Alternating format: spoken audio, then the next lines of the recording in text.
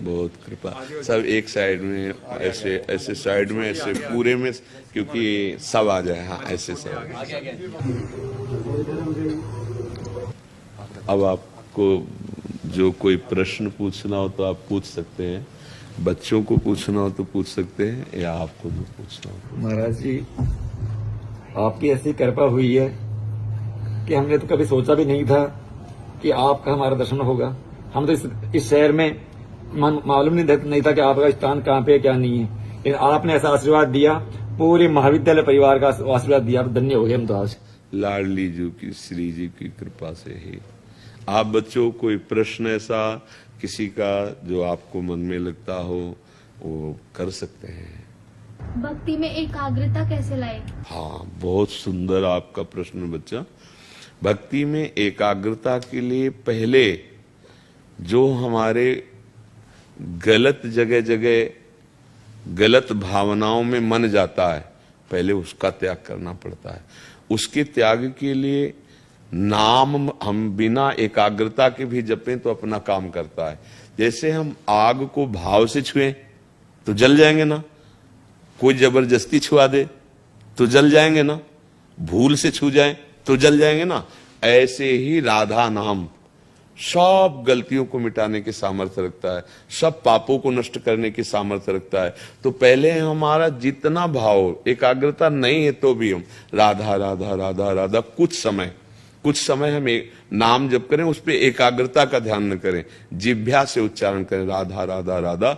इसमें जो रस बनता है राधा रस, ये अंदर जाता है जब, तो ये पाप नष्ट करता है। जैसे हम भगवान का चरणामृत लेते हैं ना, तो हमारे पाप नष्ट करता है, अकाल मृत्यु के योग को मिटा देता है। अकाल मृत्यु हरणम सर्व व्याधि विनाशनम श्री कृष्ण पादोदकम पीत्वा पुनर्जन्म न विद्यते।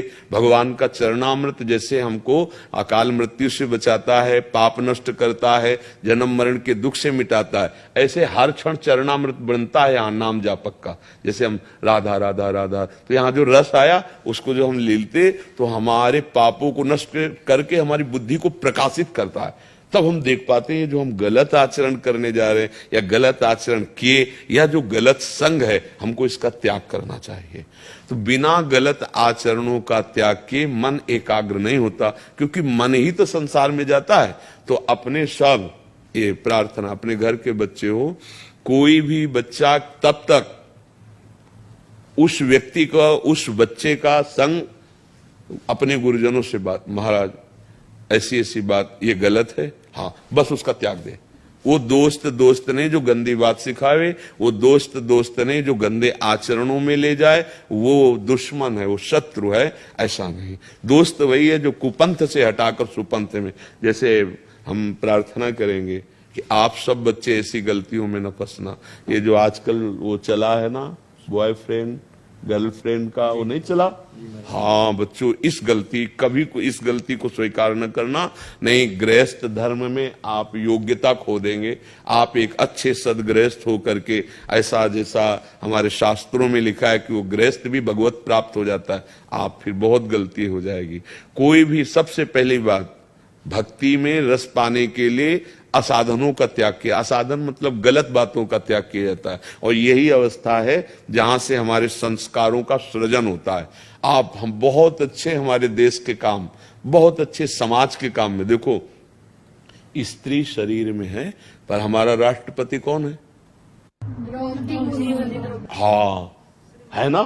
तो आप सोचो, राष्ट्रपति है, शरीर स्त्री का है, पर हमारे राष्ट्र के स्वामी है नहीं? तो आप सब बच्चे क्यों नहीं बन सकते? आप हमारे देश के विशेष पदों में, आप हमारे समाज के विशेष पदों में, और देखो हम भी किसी माँ से ही तो प्रकट हुए, उनका भी शरीर स्त्री से ही था। अगर हम अपने आचरण ठीक रख लेंगे तो हम अपने देश के काम में आ जाएंगे, अपने समाज के काम में आ जाएंगे, अपने भगवान की प्रसन्नता का। तो इसलिए कोई भी बच्चा अगर कोई गंदी बात, कोई हरकत, गंदी चेष्टा, कोई गंदे इशारे, कोई गंदे दृश्य दिखाता हो, तत्काल अपने गुरुजनों से, अपने टीचर से, अपने माता पिता से उसकी शिकायत करे, कभी उसका संग न करें। अगर आप ऐसे चलोगे और राधा राधा नाम जप करोगे। और तीसरी बात, भोजन सुधार।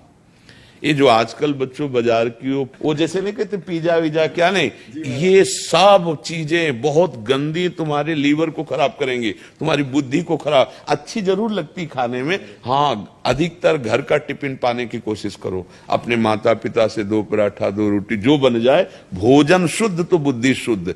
अच्छा, आप बाजार में शीशा के अंदर बहुत बढ़िया लग रही सामग्री, लेकिन बनाने वाले ने कैसे बनाया, उसके विचार कैसे थे, और वो स्वास्थ्य आजकल जो है सब बीमारी का घर है ये बाजार की चीजें। तो जहां तक हो सके बाजार की चीजों से बचो, ऐसी चीजें जो वहां तली गई हैं बनाई गई, अपने घर में आओ और उसको बनवा करके प्रभु को अर्पित करके पाओ तो बुद्धि शुद्ध रहेगी।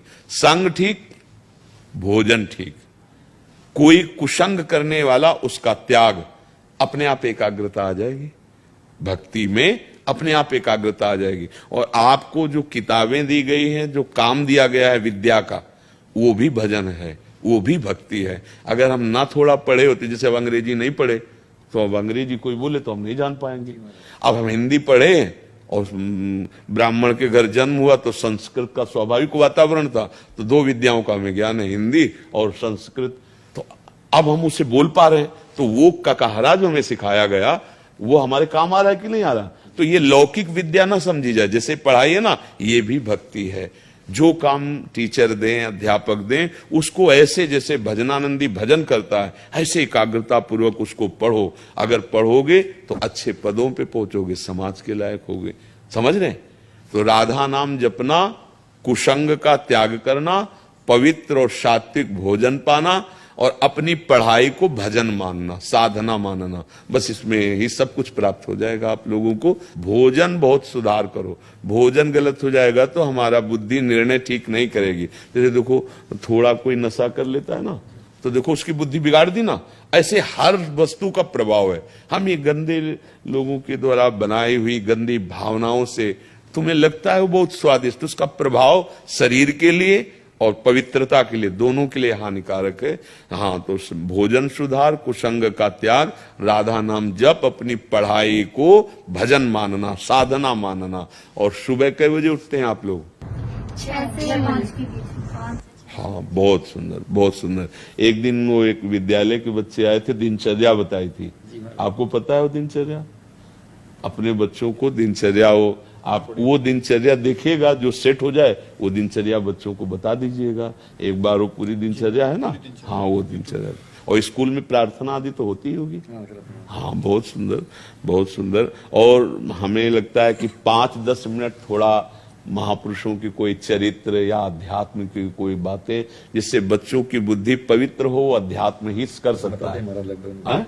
हाँ, बहुत बहुत सुंदर, ठीक है। ये मन विचलित क्यों होता है, विचलित क्यों होता है बार बार? हाँ, विचलित इसलिए होता है बच्चा कि हमने मान लिया है संसार में सुख, भोगों में सुख, वही तो जाता है। विचलित कहाँ होता है? भगवान के लिए तो कभी रोया नहीं, भगवान की तो चाकी नहीं। अच्छा, इसमें बच्चा सुख है नहीं। जैसे आप बताओ, आपको कितने रुपए मिल जाए कि आप प्रसन्न हो जाओगे? तो आप मान लो ऐसा कहो कि 1 लाख, तो आप जब आपके पास 1 लाख आएगा ना, तो 10 लाख की आकांक्षा पैदा हो जाएगी।